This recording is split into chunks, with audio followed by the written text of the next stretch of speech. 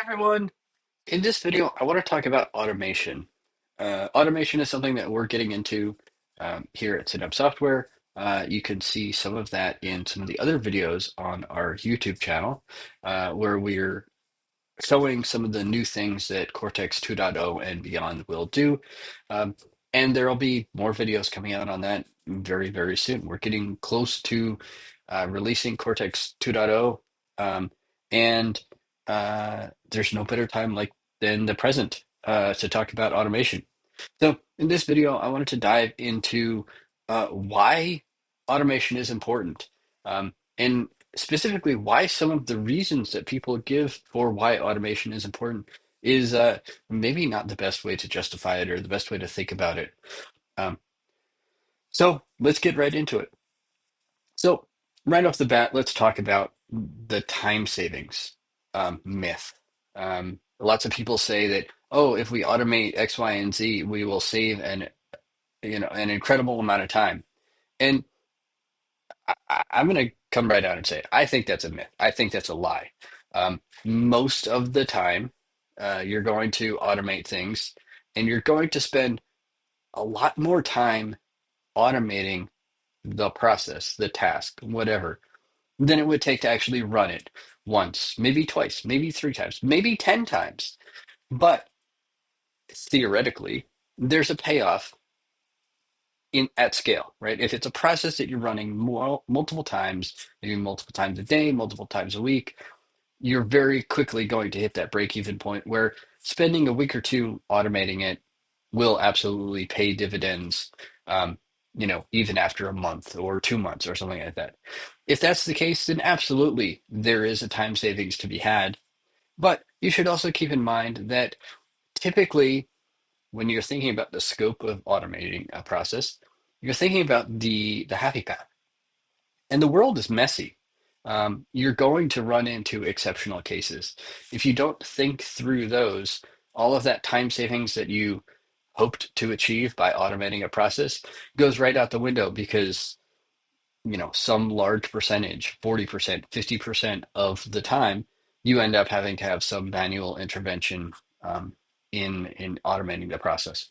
So, kind of a warning there as well. Make sure that you think about those exceptional cases, or make sure that you have kind of upfront ways of detecting when your automation is not going to succeed the way you had planned, and make course corrections, or maybe clean up the data, clean up the world as much as you possibly can so that you don't have to deal with that.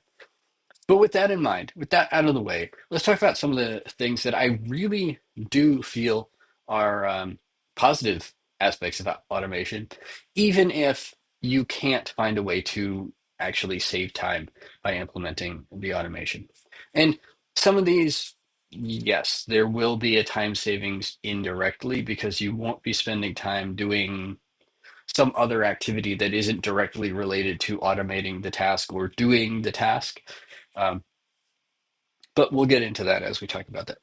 So, first up, we have documentation. I think this is by far the biggest win for any sort of automation. Because in order to automate something, you have to know the process, you have to write the process down, and then you have to implement the process in some, I'm just going to say language, not necessarily programming language, but some description that isn't your knowledge of the process, either in your head or on a piece of paper or part of tribal knowledge, or something like that. Right? You are effectively describing or explaining the process to potentially anyone else who could run it, just by virtue of having to describe it to an automation solution or a program or something like that. And at some point in the future, someone else could read that, and it's effectively documentation, especially if that automation is actually how you run the process. There's no question that that is exactly how the process is run, right? If someone has a question about how do we do this thing, well, you have the automation. You can say, this is how, and they can look at it and they can see all of the steps. So, documentation right off the bat, I think, is the biggest win. Um, Depending on how you automate, a particular process, there could be additional documentation that comes as part of that automation. There might be a page of text that is right at the beginning of the automation that says this is how it works. So you have the additional ability to further document the process beyond just describing what the steps are. Next, we have reliability.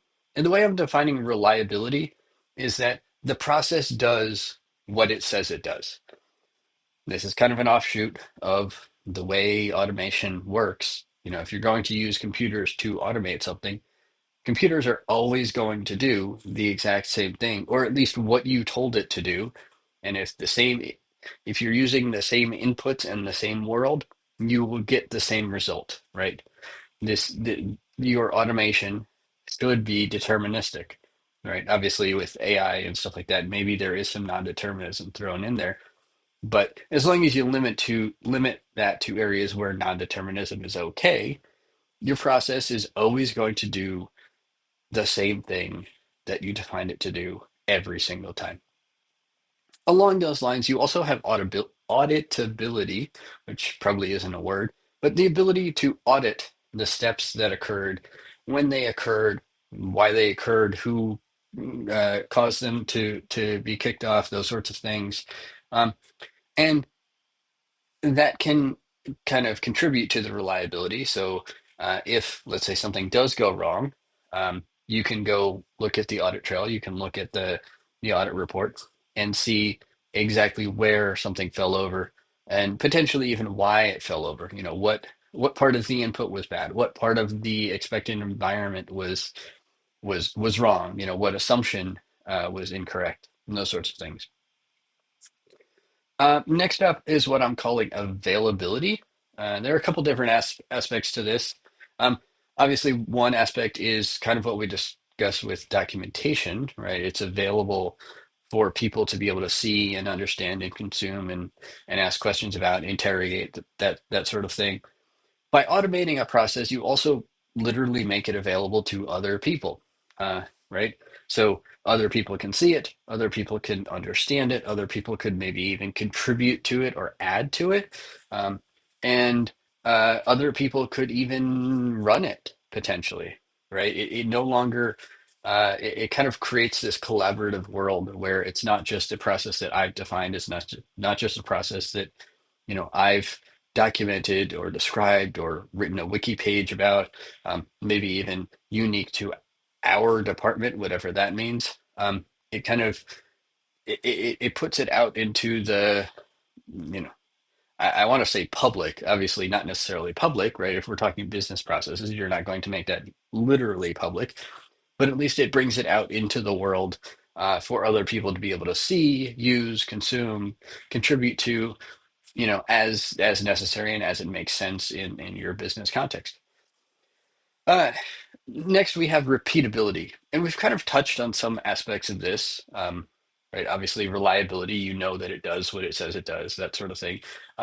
But repeatability is very specifically it is repeatable. Every time you do it, it does the same thing, right? You by defining this automation, you know that every time you run the automation, it's going to run through these steps, which in my mind is a little bit more targeted than reliability. Reliability is you trust that it's going to do the same thing you defined it to do every single time. Repeatability is more kind of the almost the documentation side of you have defined it to do X, Y, and Z.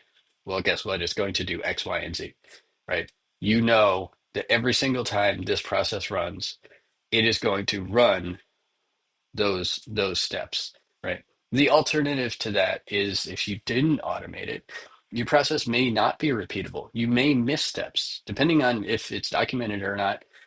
You might forget that there's a particular part of the process, right? A good example of this with Cortex, previous versions of current and previous versions of Cortex, is like setting up authentication, right? Authentication is hard. There are a lot of moving pieces. And if we didn't have documentation for that, we would absolutely forget steps. This is particularly painful to me. I was setting up Cortex with a system that we don't actually have documentation for. And I forgot one of the steps that I discovered when I set Cortex up with this particular system many months ago. Well, guess what? I don't have an automation for that, so it's not repeatable. If I had an automation, maybe I wouldn't have missed that step. And then finally, we have consistency. Actually, two more. The penultimate one is consistency. And again, this is really hammering home this kind of the same idea of that every time you run a particular process, it's going to do the same thing every time. But consistency specifically refers to um, kind of the scenario in which the process is run. So this is both between runs, so every single time the process runs, it's the same steps, right? Just like repeatability and reliability. But also you have consistency between people.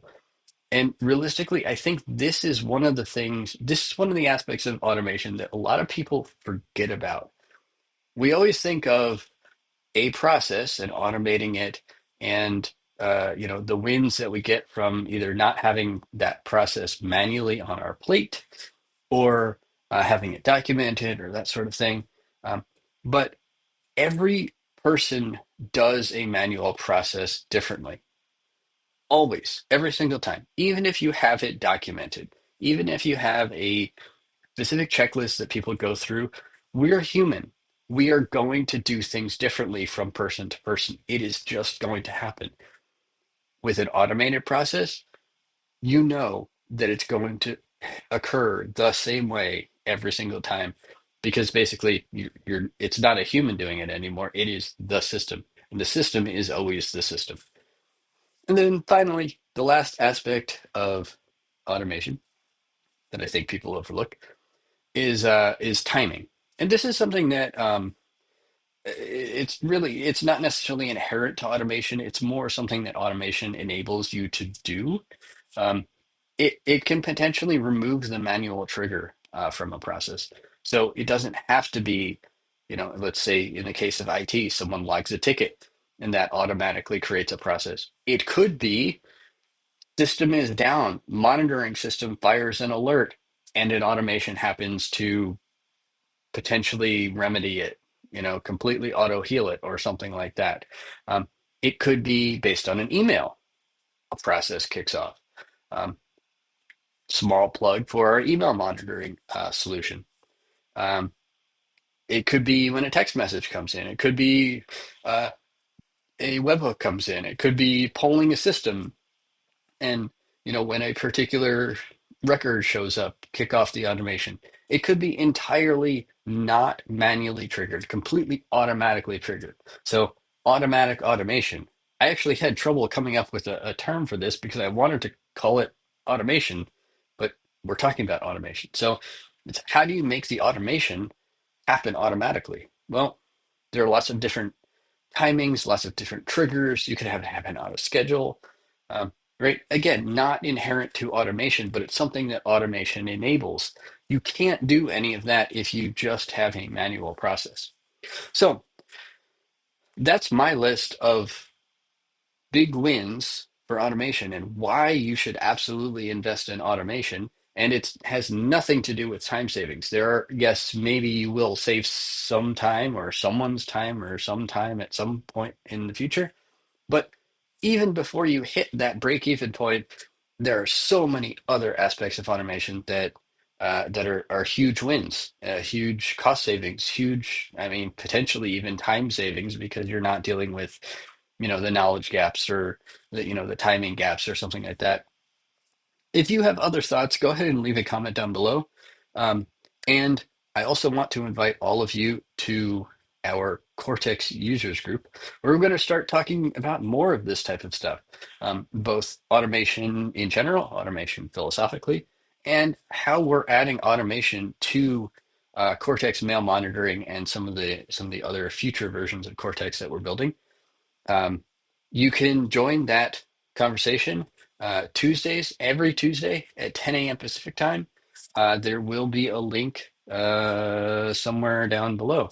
On YouTube, it'll be in the description. On LinkedIn, it'll be Somewhere around there. Go look in the comments, and you'll find a link to join the Cortex users group.